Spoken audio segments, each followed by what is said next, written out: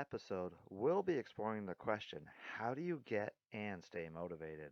With life coach and motivational expert Monique Grover. We'll explore what it takes to get motivated, as well as some things you may be doing in your life that are preventing you from not just getting motivated, but staying motivated as well. Be sure and listen all the way to the end as Monique shares her most important piece of advice for how you can get and stay motivated.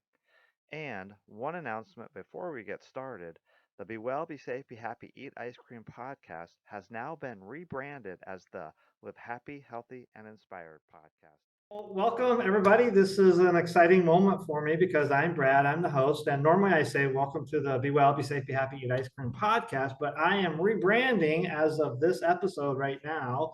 And we are now the Live Happy, Healthy, and Inspired podcast. But everything else is the same. Same awesome guests, same awesome topics, same desire to bring you the best in all things wellness. And I'm very fortunate, as I always say, today on the show with me, I have Monique. Monique, how are you doing? Hi, I'm doing well. How are And you? I'm doing good. We were just talking off camera about, everything going on in our lives and the hurricane and everything. I first came across you, gosh, I want to say 6 months or a year ago. I don't remember exactly when. hmm Somewhere Tony Robbins, or I'm always in these different groups, but you've got some pretty powerful stuff going on, specifically with like motivation and staying motivated and some of these things about, what people do in terms of lacking motivation and overcoming obstacles.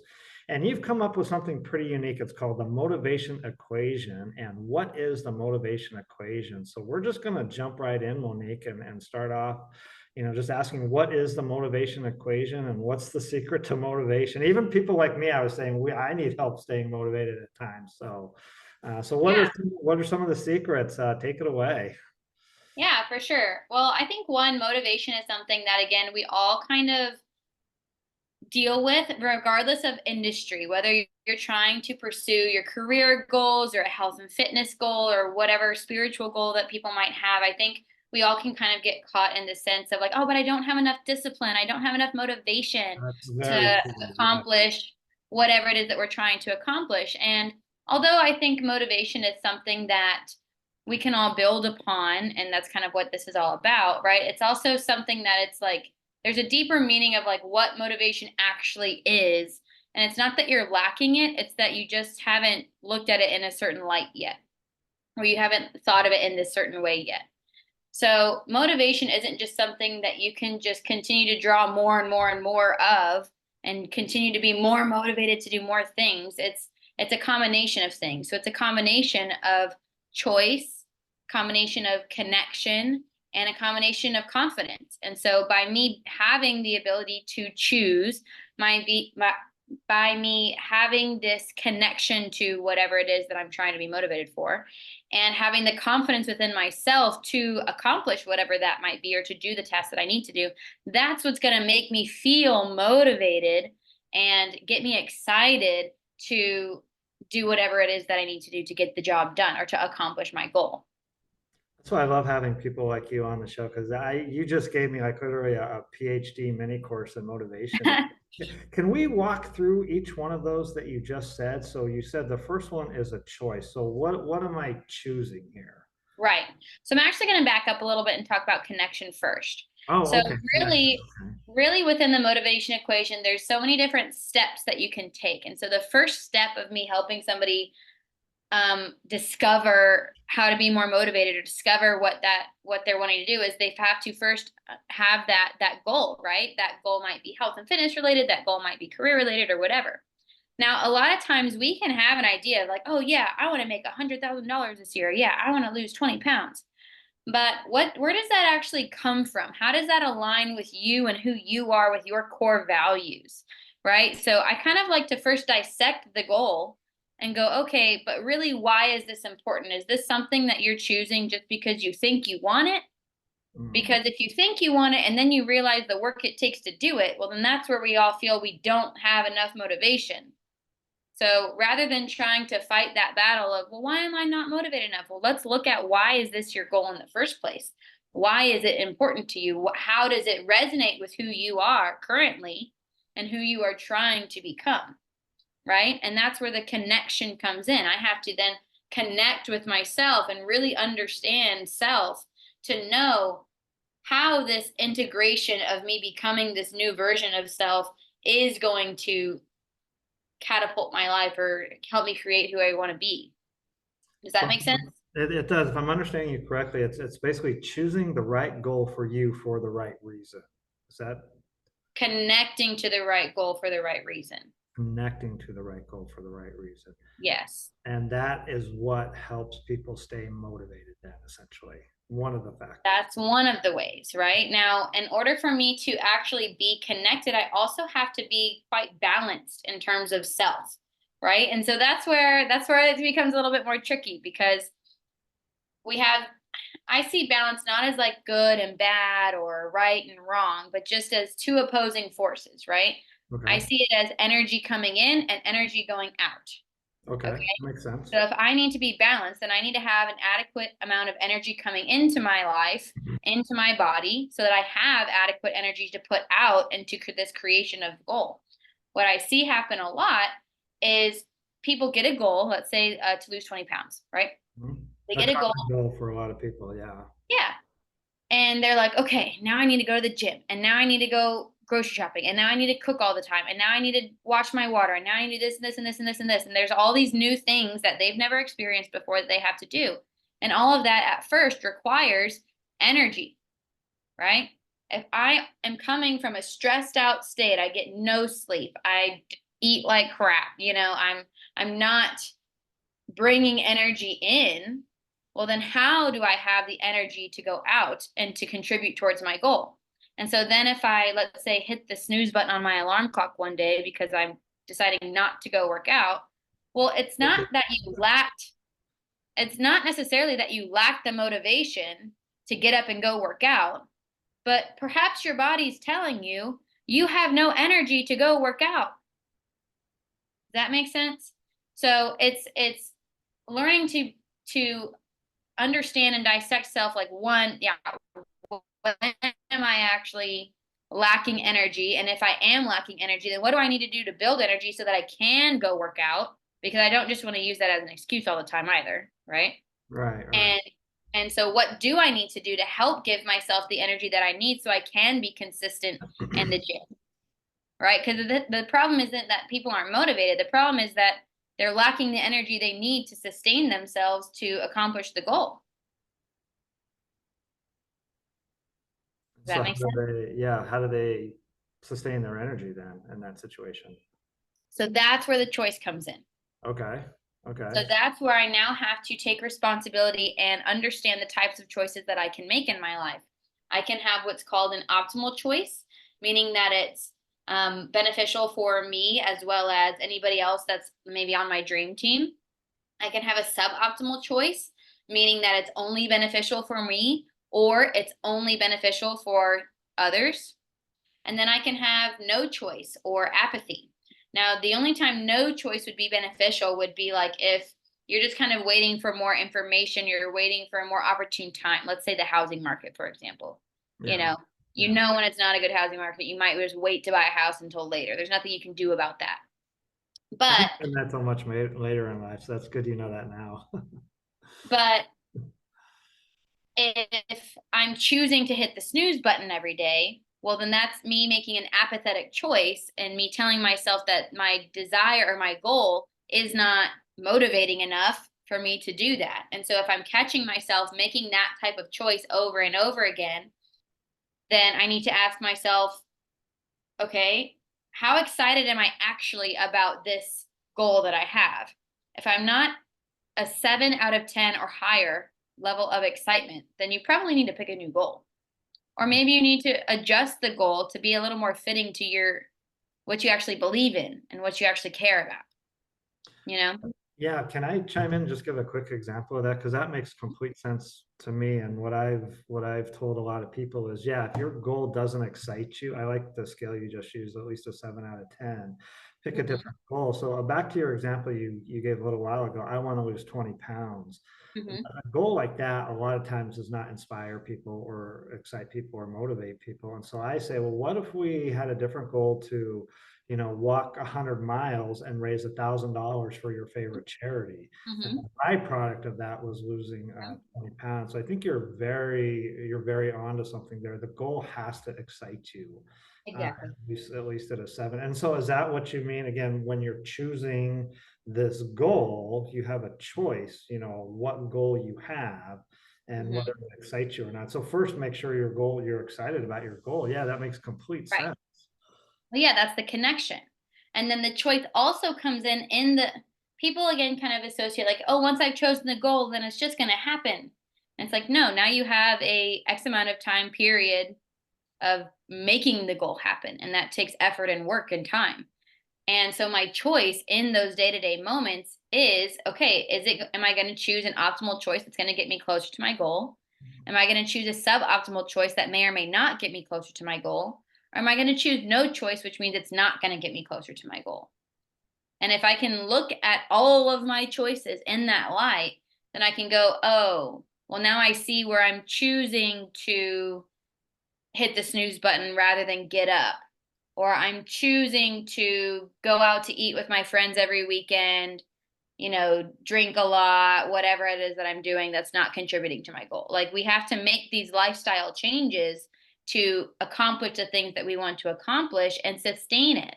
And a lot of people want the quick way out. They want to do it in the quickest, most efficient way possible. And I totally get it. I totally get it. But unfortunately, it just isn't sustainable and it doesn't work. And so I have to really, again, sit with myself. Why is this goal of losing 20 pounds so important? And if it's just to get Instagram likes and look good in a swimsuit for the summer, then that's probably why you lack the motivation to be sustainable because it's not that important to you. It's more important for you to go have fun with your friends and party and live that lifestyle, which is also perfectly acceptable. Neither one is better than the other. That's the balance, right? It's your choice on your connection, what is important to you and what do you actually want. Yeah, I could go pretty deep with you on this. I know initially in the beginning of my journey, like losing the weight was from a place of fear that if I didn't lose this weight, if I didn't do these triathlons, if I didn't do this run, then I wouldn't be worthy. I wouldn't be Hmm. good enough. I wouldn't be whatever enough. And so it was all rooted in fear. And when I realized that, I am good enough, I am worthy enough, I am deserving, then I could still do the same thing, but my worthiness wasn't dependent on anything. It wasn't dependent on me doing all this. And so I think a lot of people, like you just said, are tying their self-worth, their value of losing the weight to the bathing suit, to the Instagram likes, things like that. And so they're rooted in fear, which again really takes away from the motivation to sustain this long term. Maybe it works for a couple of weeks or a couple of months. I've been doing this for 15 years now, so I think I've got the long-term sustainability part down, and I know you've Hmm. been doing it for a while as well. Uh, Absolutely. okay, so we've talked about connection and choice. What was the third part of that equation you mentioned? Confidence. Confidence. That's a big one. Okay, let's go there. Confidence. Okay, so once you've kind of understood what your core values are, you've chosen a goal that excites you, you understand how to have this balance in life, and I need to understand I have to bring energy in to expend the energy out, and I understand the types of choices I can make. Well, now I need to build confidence by acting upon those choices. And that's by balancing out these four areas of life: our happiness, our movement, our nutrition slash hydration, as well as our quiet time. So by me balancing out these four main components of life and choosing things that keep me balanced, that are in alignment with my vision and goal and my values, well, then I'm going to build confidence because not only am I doing new things that I haven't done before and building confidence within that itself, but now I'm also literally enacting out who I am. And how can you not be confident when you're doing that? You Yeah. know? That makes total sense. So let me ask you this then. A lot of people will say you need discipline to reach your goals. Where does discipline play into all of this, and do you actually need discipline? If people ask me that question, this is where I get into trouble with a lot of coaches. I actually say no, you don't need any discipline at all. But what's your take on that? Where does discipline play into all of this? Hmm. I think that's a very fair and valid question. I think the answer of whether you need it or not depends on the belief system of the person. right? If somebody is kind of in the mindset of, yeah, work hard, work hard, work hard, then yes, discipline is important to them, you know? And I think discipline in and of itself can be a positive thing. And I think there is a little bit I think to experience the good, we all have to experience a little bit of suffering, right? Or a little bit of discipline, right? And so I do think there's a good balance there. But again, it shouldn't be seen as suffering or I have to discipline myself to do it. It's like, no, I should want to do it. I should be excited enough that I am willing to discipline myself to do that. And discipline doesn't have to be this negative thing.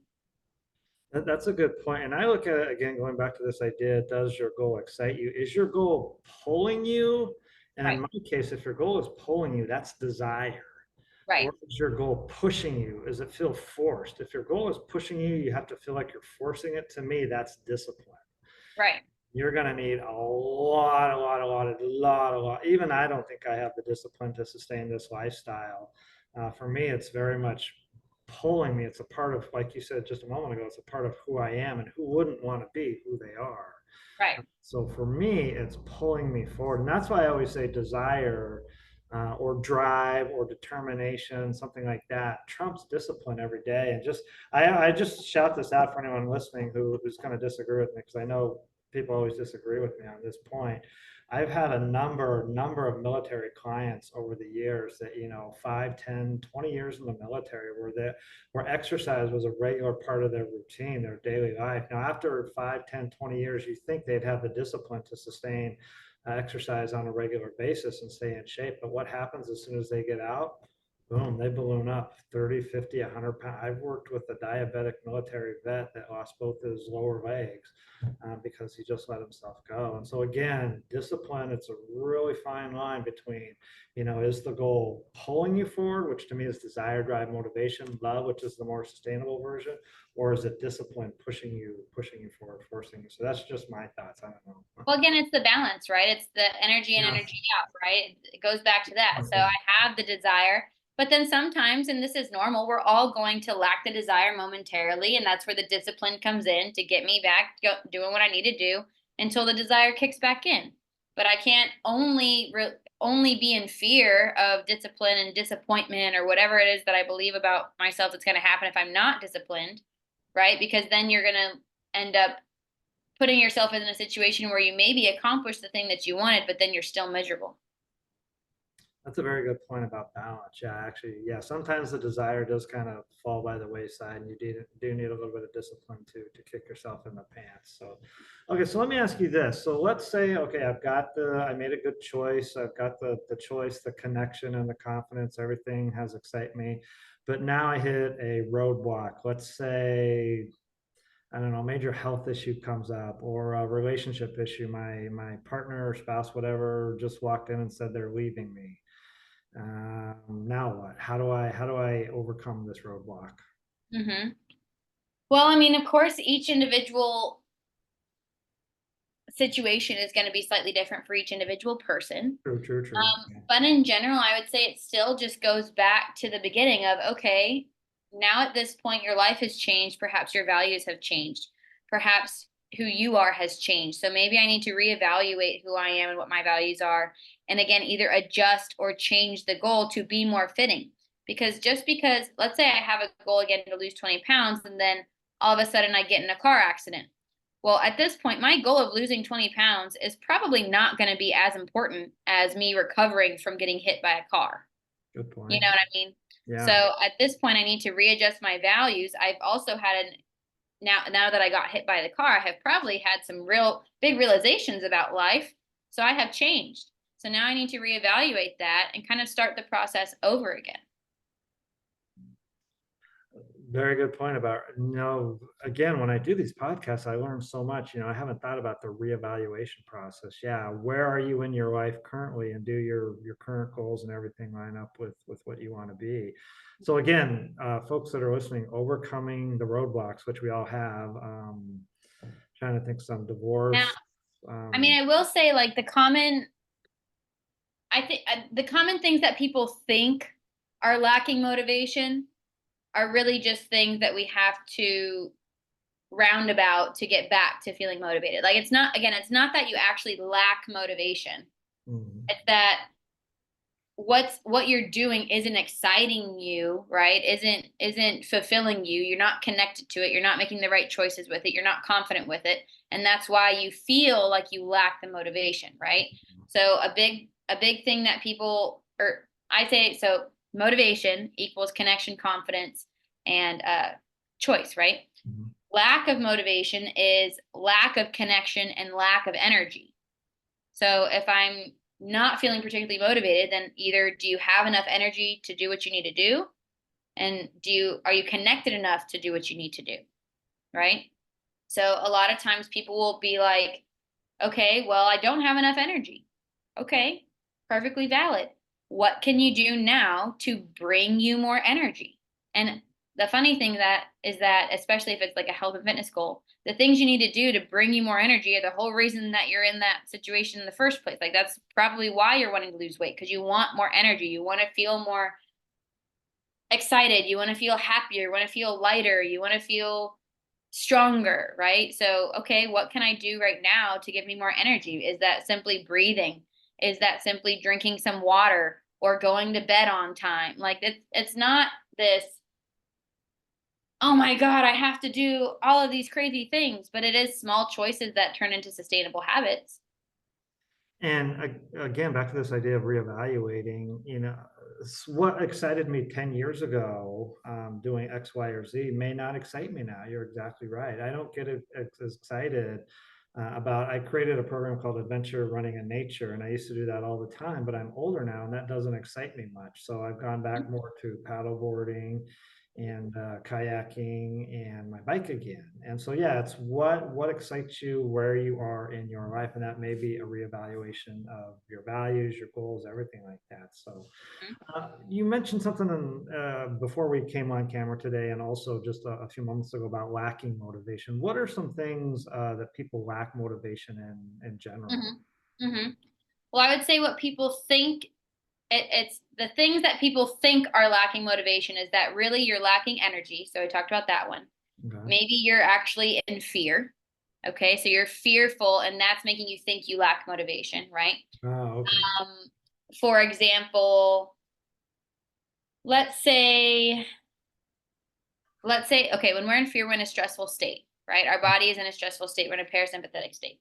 Okay, so That very good.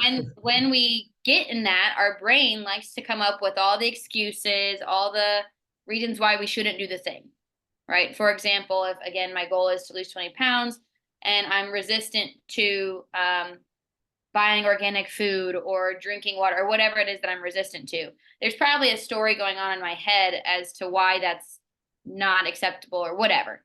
And so I then need to look at those thoughts and face it and go, okay, how can I solve this problem? If the big problem that I'm coming up with in my head is really about, I don't know, whatever it is, and you see that it's not actually about buying the foods, then you can go, oh, well, then me buying these foods isn't that big of a deal. And I can do that and overcome this fear that I thought was lacking motivation, but really it was fear driving the force behind me feeling like I can't do the thing. How's the average person supposed to understand all this? I'm blown away. I know when I first met you how deep your understanding and knowledge of all this is. How's the average 40, 50-year-old out there listening right now supposed to understand and grasp all this? Well, what I would say is whatever it is that you're scared of, right? Just play worst case scenario in your head. Like go grab a piece of paper and a pen and write out, okay, I'm scared of this change because blah blah blah. And literally write out the worst thing. Like you could literally put, well, I'm scared that if I do this, all my friends and family are going to leave me and I'm going to get hit by a car and then I'm going to go broke. Just all the worst fears. Put them all out there and just put it out there. And then when you see it on paper, you can go, wow, okay. And then take a moment and then come back to it and go, okay, if this were to actually happen, what would I do? Like, what would I do if this actually happened? And then start brainstorming. Okay, well, if all my friends and family left me, then I guess I would need to get some new friends, and I guess I would need to go to therapy and do all these things to help me feel better. And if I got hit by a car, then I guess I'd go to rehab, and then I guess I'd go to the hospital, like put it out. And Yeah. it sounds kind of dumb, but when you can actually map it out and see, then you can see the control you actually have over it. I can get through this. Is it going to suck? Probably. But that doesn't mean it's not doable. And that doesn't mean that your worst case scenario is going to happen. That's probably not going to happen. But if you can plan for the worst case, well, then everything else is easier. Yeah, it shows that you can get through it. Yeah. Mhm. Monique, what's the best piece of advice you would give someone on all of this, all things motivation? If you could give one piece of advice, what would it be? Mm, I guess I would say, again, to really look within who you are and what your values are and make your choices based on that. Regardless of what route you go, like whatever it is, like make your choices based off of who you are. That's, literally, that's exactly what I tell people. Yeah. Discover who you are. That's why one of my programs, Rediscover Who You Are. Yeah. Monique, anything else that you would like to add for the good of the order today before we sign off here that you haven't had a chance to say already about anything? Um, I would say that the other two things that people think are lacking motivation is just lacking direction and lacking interest. And so those kind of go together in the sense of if I don't know what to do or if I don't know if that's something I'm interested in, then maybe I just need to do a little research to find that out. I feel a lot of people get stuck because they're like, I don't know what to do. Da, da, da. It's like, well, you don't know until you know. So you got to start researching things and figure out and get different opinions and resources to help you discover that. And that gets you unstuck. Lack of direction, that could be an entirely another podcast episode. So maybe I'm going to have you back here in a few months or something like that to talk about that one. Monique, if someone wants to reach out to you, get in touch with you, work with you, what's the best way to do that? The best way would be to go to either my Facebook page or my Instagram, which is Our Untapped Potential, and just send me a message on there, and then we'll start a conversation and see what the best way is for me to help. Okay, and I will put both of those links in the show notes, and on the video edition of this, there'll be links under your video image there. So, Monique, thank you very much. Again, I'm tickled pink and blown away by all of this. I'm lucky to meet and talk with people like you. I've learned a ton of stuff today. Thank you very much for being here and sharing your wisdom and expertise. Thank you so much for having me. I had a great time. Yeah, and anyone listening, if you value this episode, I would really appreciate it if you would share this episode far and wide. I have a goal to get to 75 countries now. I'm in 51, so keep climbing that country ladder. I'm in the top 10% now worldwide, so that's kind of cool. But I have a goal to get to top 1% eventually, but top 5% next. Please help me out by sharing this podcast as far and wide as you can. And if you're on Apple Podcasts, if you would subscribe and leave me a review, I would super appreciate that as well. And so now I'm going to sign off with my new ending. Live happy, healthy, and inspired, everyone. And until next time, this is Brad, and we'll see you next time, I guess. Live happy, healthy, inspired, everyone. Thanks. Take care.